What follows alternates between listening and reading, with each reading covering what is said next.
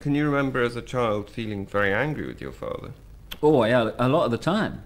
Yeah, oh, absolutely, yeah. I mean, I think any young people that are constantly challenged and put down and How would it work? Give me more of a flavour of, I mean, what would be the situation at meals, for example?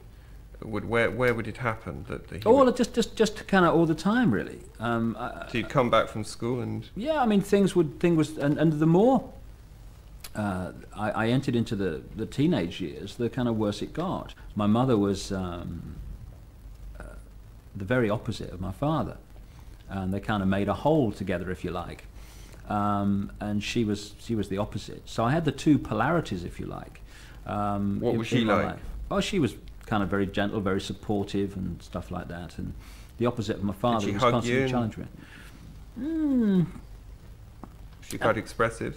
Not really. Well, it wasn't an expressive family. If you take a mindset and you make sure through manipulation and funding that mindset comes to power, just go on and do it. If you want someone in power through the 1980s that will create the yuppie system that will get people up to their eyes in debt equals control, then you get Margaret Thatcher and you make sure she gets to power.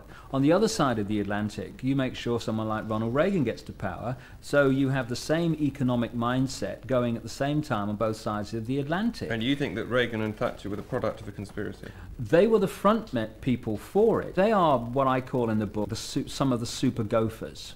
The people at the peak of the pyramid who are really pulling the strings, I wouldn't even dream of trying to name because they're not in the public arena. And if anyone can help me, I'd be very delighted to hear from them.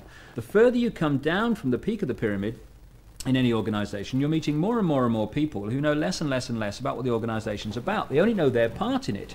So the vast majority, 90.9% of people in the world who are daily making a contribution to power becoming more and more centralised don't know they're doing it and don't know what they're part of.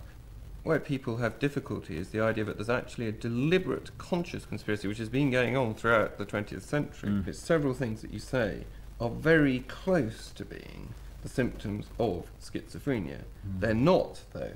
That's the interesting thing. What I'm finding fascinating talking to you is that, for example, symptom of schizophrenia is actual hallucinations. Now, you've never said that you've had any hallucinations, and you haven't said that you've seen Satan or you've seen God coming into a room from the ceiling or something.